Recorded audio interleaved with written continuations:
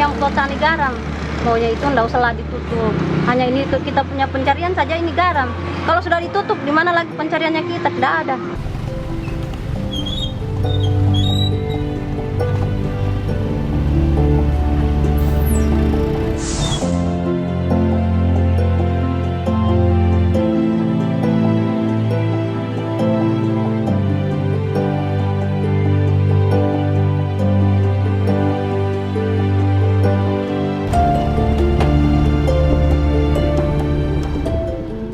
Kami memulai perjalanan menyusuri Kalimantan dari Samarinda di Kalimantan Timur.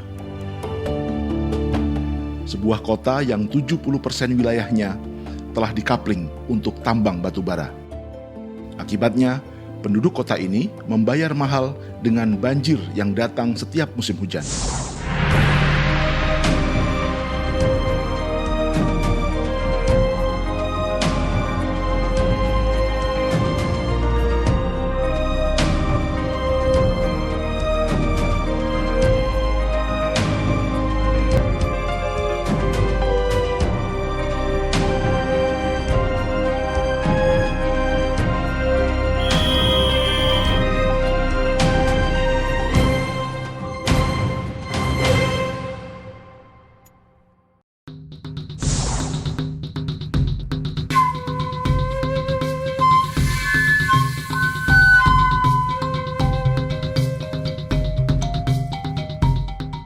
Dan ini adalah Sungai Mahakam yang menjadi jalan bebas hambatan bagi tongkang-tongkang atau ponton batu bara dari hulu sungai menuju laut dan berakhir di sejumlah pembangkit listrik di Jawa, Bali, atau Sulawesi. Rumah-rumah di Jawa diterangi sumber energi yang dialirkan dari pulau ini.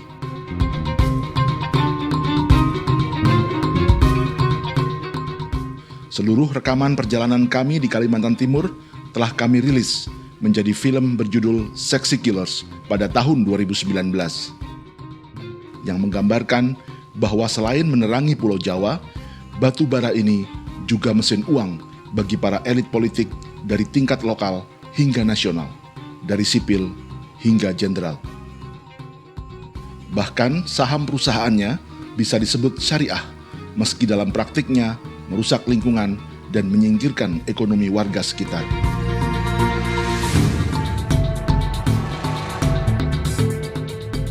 Sejak mesin uap ditemukan dan menandai era revolusi industri pada abad ke-18, batu bara telah menjadi berkah sekaligus kutukan bagi umat manusia.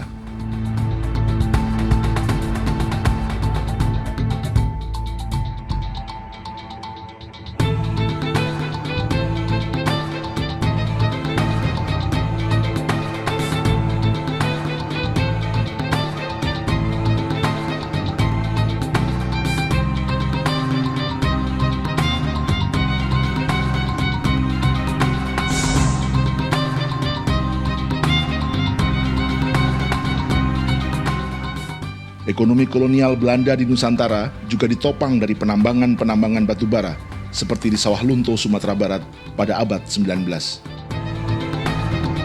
Selain batu bara, ekonomi kolonial juga bertumpu pada perkebunan tebu skala besar. Kini, tebu telah berganti sawit, yang menempati urutan kedua pendapatan ekspor kita.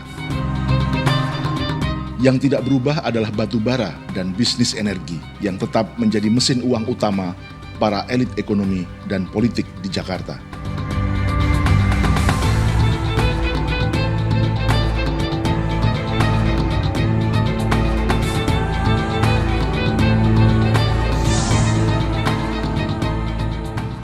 Sebagai negara kepulauan, cadangan batu bara Indonesia sebenarnya tidak besar dibanding negara-negara berdaratan luas seperti Australia, Amerika, Cina, atau India.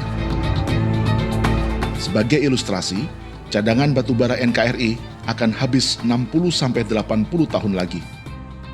Sementara cadangan batu bara Amerika tak akan habis dalam 350 tahun. Dengan gambaran seperti ini, maka generasi angkatan cucu Presiden Jokowi seperti Jan Etes atau cucu pengusaha batu bara dan energi seperti Sandiaga Uno adalah generasi terakhir yang menikmati bonanza batu bara.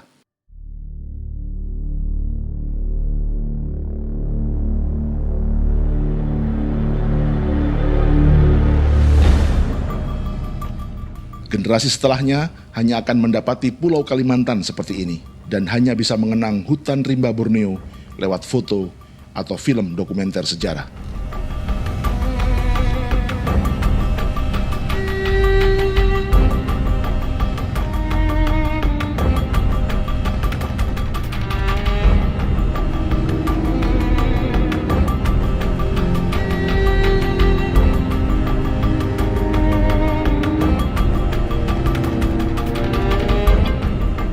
Kalimantan yang diwariskan Luhut bin Sarpanjaitan, Ma'ruf Amin, atau Hasim Joyo Hadikusumo kepada cicit-cicitnya kelak adalah Kalimantan yang dipenuhi lubang-lubang bekas tambang. Yang mungkin indah dilihat lewat drone seperti ini, tetapi sesungguhnya mematikan karena telah menelan ratusan korban jiwa di seluruh Indonesia akibat tak diuruk atau direklamasi kembali setelah dikeruk batu baranya.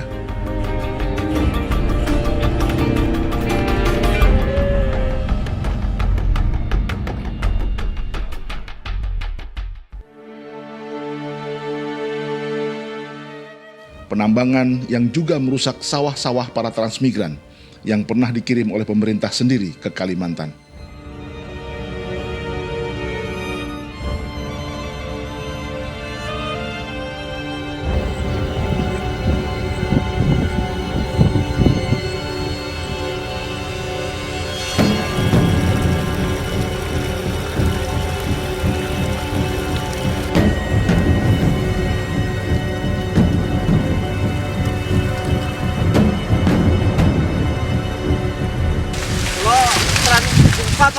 Jenengan disumpat. Wih, sing buka alas loh. Wah, mesin raya dereng enten no. Cikul. Iki. Pasar pagi nih kok tasik rawa. Walah. Kalau mriki tasik sampai enten niki. Ya ampun. Umur 9 tahun kula Derek bapak. Iya.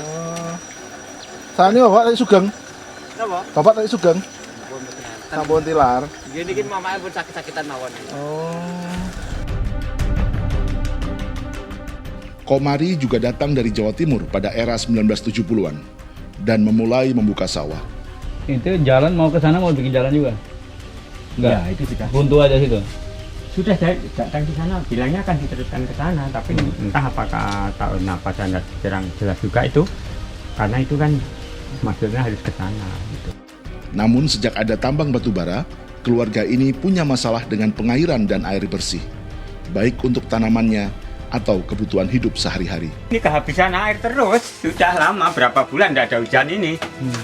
Ini tadi untuk asa-asa aja, tidak dipakai.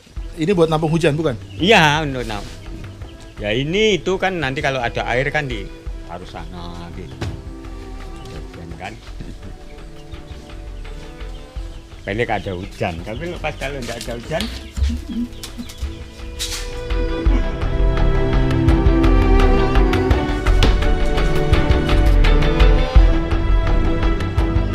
Sebelumnya kawasan ini adalah perbukitan yang merupakan daerah tangkapan air.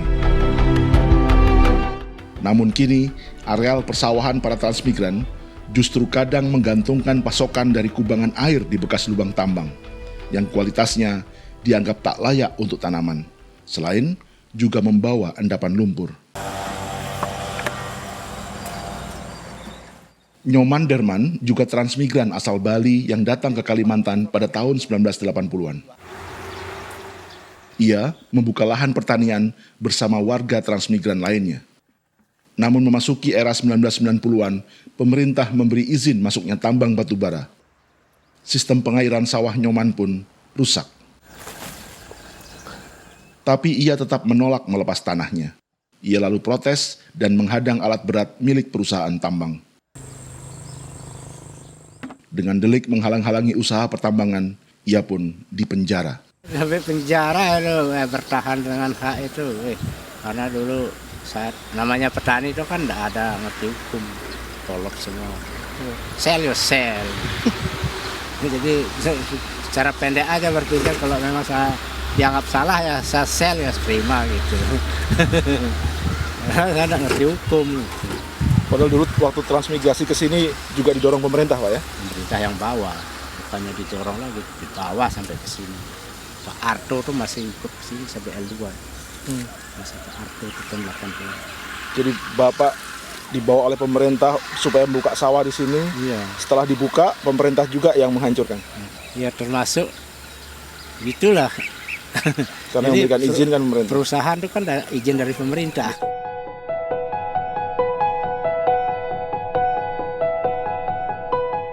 Dari Samarinda, kami mulai perjalanan melintasi Kalimantan.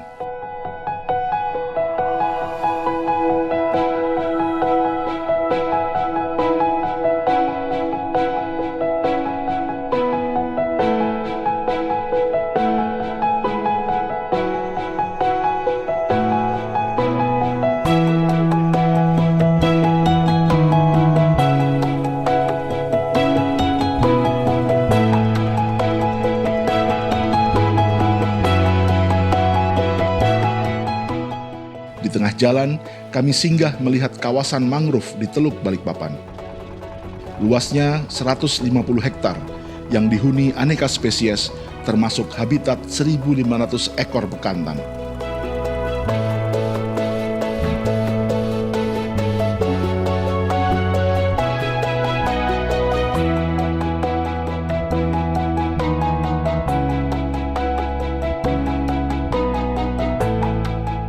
Akar-akar mangrove atau bakau adalah tempat ikan berkembang biak, sehingga nelayan bisa terus mendapat tangkapan ikan.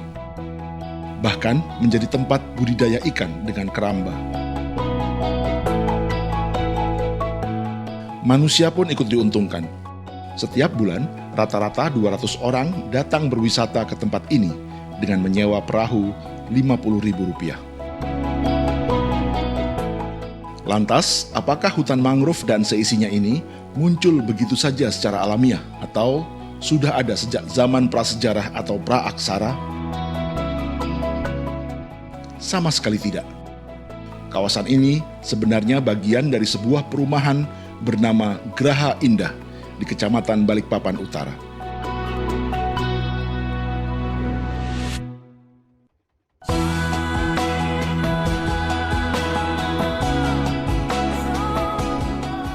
Dan semua ini dimulai dari satu orang yang berinisiatif menanam mangrove 14 tahun sebelumnya, gara-gara komplek perumahannya yang menghadap langsung Teluk Balikpapan kerap diterpa angin kencang, gelombang pasang, banjir lumpur, dan abrasi laut. Inisiatifnya lama-lama diikuti oleh warga yang semakin giat menanam mangrove.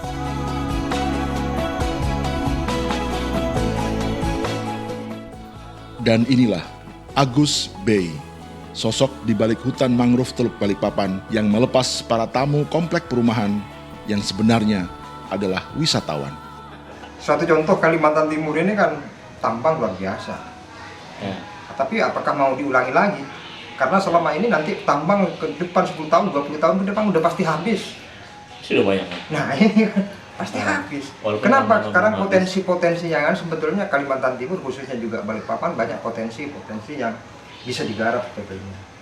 Saya membandingkan dengan di Pulau Bali lah ya. Di Pulau Bali bukan berarti saya ngikutin Bali, tidak. Tapi terinspirasi karena di sana punya lahan kawasan setengah hektar tapi kebun kopi aja bisa jadi wisata. Balikpapan sendiri adalah kota berwajah ganda.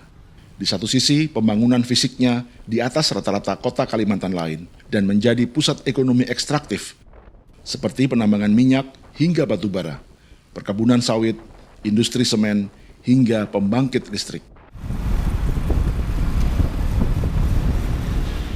Tapi kota ini sejatinya rentan, karena setiap tahun selalu mengalami krisis air bersih. Hal yang seharusnya justru paling dasar dan sama pentingnya atau bahkan lebih penting dibanding kilang-kilang minyak seperti ini.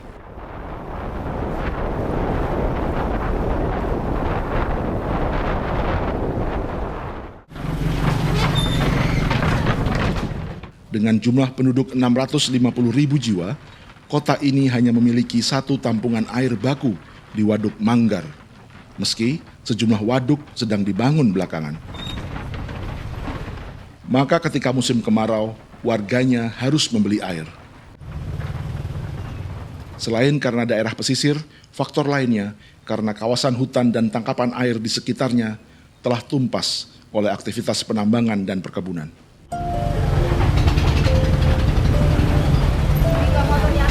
Berapa mas? Ini mas? Ini udah. Astaga, dibayarin. Rencana proyek ibu kota negara baru di Kalimantan Timur seluas 180.000 hektar dikhawatirkan akan memperburuk situasi karena mengancam Taman Hutan Rakyat Bukit Soeharto, Hutan Lindung Sungai Wain, serta Hutan Lindung Manggar yang merupakan pemasok air di 5 wilayah Kalimantan Timur termasuk Balikpapan.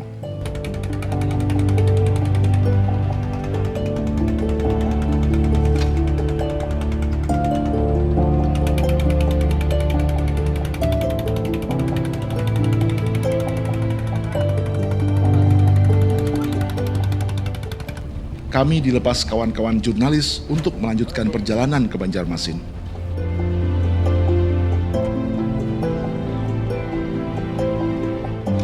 Mas Tri, terima kasih. Sama-sama Mas, mudah-mudahan sampai di tujuan nanti di Jakarta kabar-kabar ya. Terima kasih Mas atas semua kebaikannya. Alhamdulillah. Nanti ya, mampir kalau ke Bekasi. Ya. Ya, Mas.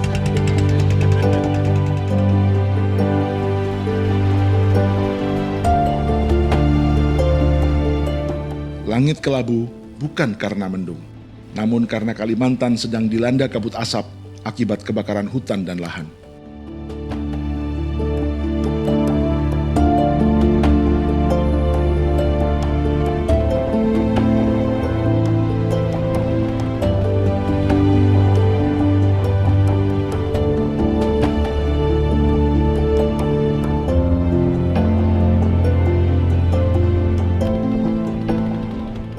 Maka kesibukan di perairan Balikpapan ini menegaskan sekali lagi besarnya aktivitas ekonomi yang tidak dibarengi dengan kemampuan mengelola lingkungan dengan baik.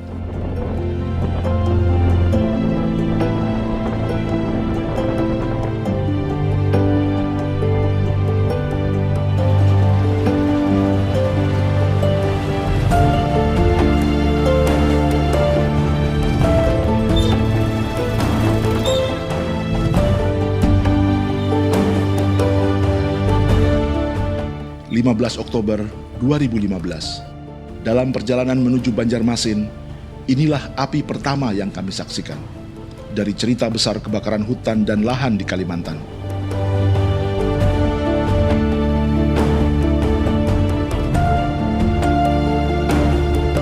Pemandangan selanjutnya semakin memprihatinkan. Terlepas tahun 2015 sedang kemarau panjang atau El Nino, gambaran tentang hutan rimba Kalimantan yang lebat, hijau, dan basah seperti di film-film dokumenter atau iklan-iklan pariwisata seketika buyar.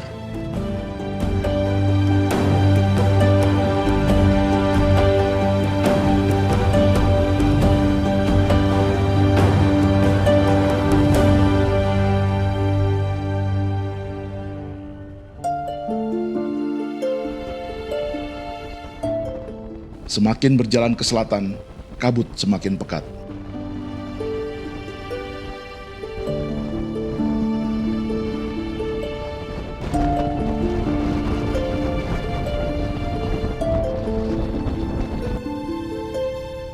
Dan kami pun semakin sering melihat titik api.